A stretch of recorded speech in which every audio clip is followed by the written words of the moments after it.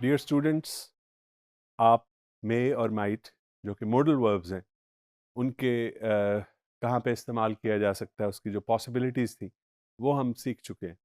अब मज़ीद उनमें से कुछ जो मोस्ट इम्पॉर्टेंट हैं उनको रिवाइज करते हुए हम उसका स्ट्रक्चर के सेंटेंस के अंदर वर्ब से पहले कैसे उसको यूज़ करते हैं उसकी बात करेंगे अभी।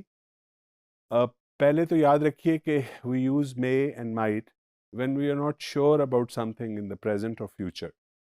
हम मे और माइट उस वक्त इस्तेमाल करते हैं जब हम किसी चीज़ के बारे में कोई इम्कान ज़ाहिर कर रहे हो लेकिन हमें यकीन ना हो, हम बिल्कुल पक्के यकीन के साथ अ, अ, जो कहना चाहते हैं वो ना कह सकें, तो फिर हम मे और माइट को यूज़ करते हैं। इसकी एग्जांपल्स देखिए। पहले स्ट्रक्चर सुन लीजिए कि जैसे मैंने एक जुमला बोलूं, ही मे ही मे कम टुनाइट, तो इसमें स्ट्रक्चर देखिए कि ही सब्जेक्ट है और उसके बाद मे यूज़ किया है। फिर come, come is the root form of the verb come, यानी the basic first form of the verb without anything added to it. इसके बगैर हम हमेशा यूज़ करते हैं मॉडल्स के साथ, जितने भी मॉडल्स हैं। इससे पहले हम कैन और कुड भी कर चुके हैं।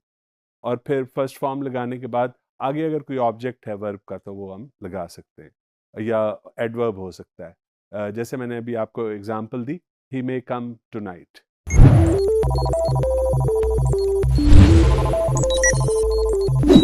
कुछ एग्जांपल्स आप देख लीजिए जिसमें मे और माइट दोनों को यूज किया गया है for actions which we are not certain are going to take place in future.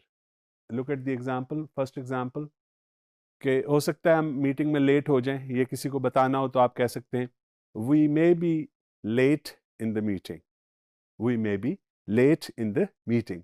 दूसरी एग्जांपल देखिए, she may be sick because she is absent today, she is absent today, तो हो सकता है वो बीमार हो, हम ये कहना चाहें तो she may be sick today because she is absent. Let's look at the other example, it might not be a good idea, it might not be a good idea. आपने किसी के साथ या किसी ने आपके साथ कोई आइडिया शेयर किया है और आप कहना चाहते हैं कि हो सकता है कि ये आइडिया अच्छा ना हो, तो नेगेटिव के साथ आपने देखा कैसे हमने यूज किया, it might not be a good idea. Dear students, इसके अलावा मे और माइट के साथ हम हैव लगा के कोई पास्ट का, माजी के बारे में, दोनों मे और माइट दोनों माजी के लिए भी यूज़ हो सकते हैं। जब हम कोई माजी के किसी इम्कान के बारे में जो हो सकता था या हुआ, वो ऐसी बात करना चाहें तो इसका स्ट्रक्चर क्या है कि पहले सब्जेक्ट है, you have a subject, then you have got may have और माइट हैव, और उसके बाद पास्ट पार्टिसिपल फॉर्म यानी third form of the verb. जैसे गो से गॉन होती है या राइट से रिटन फॉर्म है, तो एग्जाम्पल मसलन he might have written the letter, हो सकता है उसने खत लिख दिया हो, might have written the letter, it's about the past. तो पास्ट के बारे में गैसेस बताने के लिए, कुछ अंदाज़ा लगाने के लिए हम मे हैव और might have with the third form of the verb use करते हैं। इसकी कुछ एग्जांपल्स हैं, आप अपनी स्क्रीन पे देख सकते हैं। I haven't received your letter. It might have got lost in the post. It might have got lost in the post. हो सकता है वो पोस्ट में गुम हो गया और मुझे तुम्हारा खत नहीं मिला। दूसरी एग्जांपल देखिए, they might have arrived by now. कुछ लोगों ने आना था, तो आप कहना चाहते हैं कि वो आ चुके होंगे, तो आप कह सकते हैं they might have arrived now. Dear students, इसके अलावा सिर्फ माइट जो है, हम माजी में अगर किसी ने कुछ विश किया हो तो उसके लिए उसका माजी में पास्ट, मे का पास्ट जो है वो हम माइट के तौर पे सिर्फ माजी में इस्तेमाल कर सकते हैं, और उसका स्ट्रक्चर वही है, मे के बाद रूट फॉर्म या first form of the verb use की जाती है। चलिए एग्जांपल देखते हैं। He asked if he might borrow the bicycle, request थी ना माजी की, उसके लिए हमने he asked in the past if he might borrow the bicycle. तो इस तरह हम इसको माजी के लिए सिर्फ माइट को यूज़ करते हैं।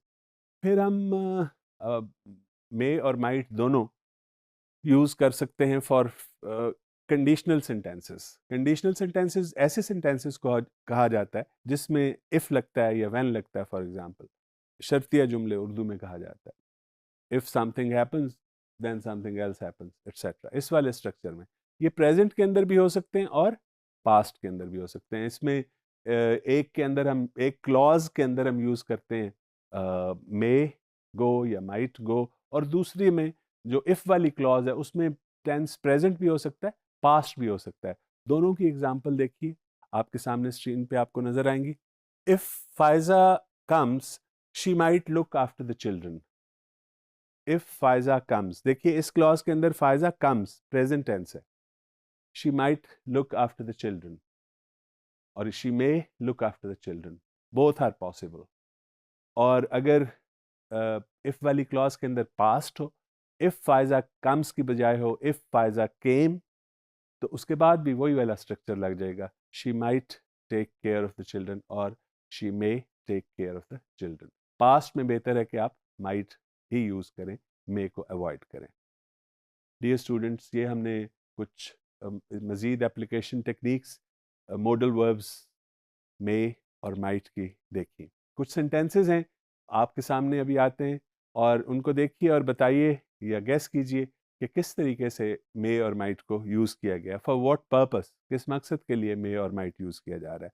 मैंने आपको बताया ना कि रिक्वेस्ट के लिए यूज़ कर सकते हैं हम, रिक्वेस्ट के अलावा परमिशन सीख करने के लिए या परमिशन देने के लिए भी हम यूज़ कर सकते हैं।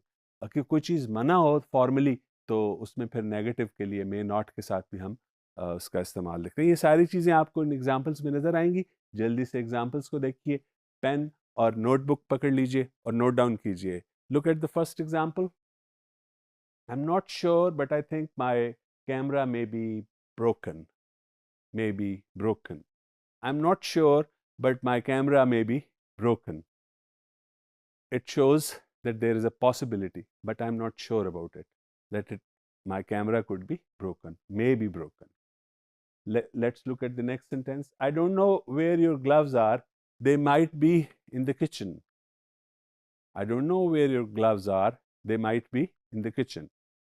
तो क्या बताया जा रहा है या क्या किस चीज़ का इजहार हो रहा है? जी बिल्कुल, एक प्रोबेबिलिटी का, एक पॉसिबिलिटी का, जो but the speaker is not sure कि वहाँ होंगे ग्लव्स कि नहीं होंगे। नेक्स्ट एग्जांपल देखिए। We are late, the play might have started. We are late, the play might have started.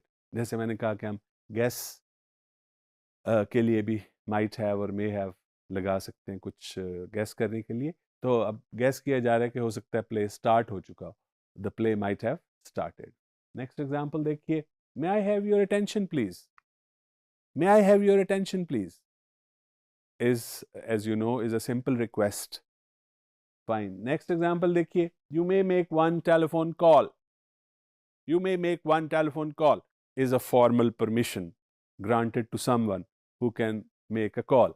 यानी ये एक इजाज़त दी गई है, इसमें परमिशन दी गई है किसी को एक कॉल करने की। Let's look at the next sentence. Boys and girls in this school may not wear jeans. Boys and girls in this school may not wear jeans. तो यहाँ पे क्या है? प्रोहिबिशन है, कोई चीज़ ममनू है, कोई चीज़ मना है। और ये जैसे मैंने कहा मोस्ट फॉर्मल वे है, कैन नॉट वेयर भी कह सकते हैं, लेकिन जब मे नॉट के साथ लिखा जाए तो फिर ये ज़्यादा फॉर्मल और ज़्यादा पोलाइट वे है किसी को किसी चीज़ से रोकने के लिए, तो प्रोहिबिशन के लिए, मना करने के लिए। Next, he might go to the Iran if he gets a visa. He might go to Iran if he gets a visa. In this example, again a probability, एक और इम्कान का इजहार किया जा रहा है, और दो क्लॉजेज हैं, इफ वाली कंडीशनल क्लॉज भी सेंटेंस के अंदर मौजूद है।